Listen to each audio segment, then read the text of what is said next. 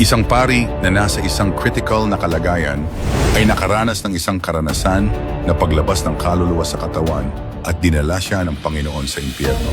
Natakot siya nang makita niya ang mga sinusunog sa lawa ng apoy ay hindi lang ang masasama at mga hindi mananampalataya, kundi pati na rin ang mga pari, pastor at maging ang mga debotong mananampalataya. Tinanong niya ang Panginoon, hindi ba sila mga mananampalataya sa iyo? Ipinakita ng Panginoon sa kanya ang kalagayan ng kanilang mga buhay bago mamatay. Ang unang uri ng tao ay mahilig sa pera.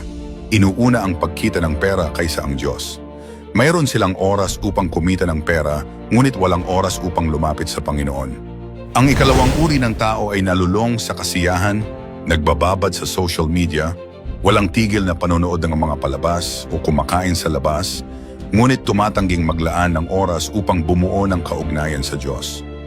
Ang katlong uri ng tao ay malamig o mainit sa pananampalataya. Bagaman pumupunta doon sa simbahan at nananalangin, hindi nila hinahangad ang katotohanan o nagpapasakop sa kalooban ng Panginoon.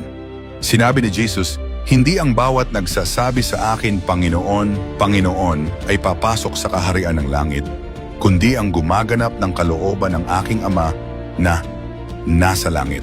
Mga kapatid, hindi ito isang pananakot, kundi isang mapagmahal na paalala. Nais ng Panginoon na makinig tayo sa kanyang mga salita, magpasakop sa kanyang kalooban, at tanggapin ang ating walang hanggang destinasyon. Ngunit kung tayo ay tatalikod sa kanya at hindi magpapasakop sa kanyang kalooban, mawawala natin ang pagpapalang ito. Handa ba kayong magsisi at bumaling sa Panginoon ngayon? Kunin ang iyong telepono at matapang na tumugon, Amen. Kung nais ninyong maiwasan ang paghihirap sa impyerno, mangyaring mag-DM sa akin at sumali sa aming study group. Naway pagpalain kayo ng Diyos.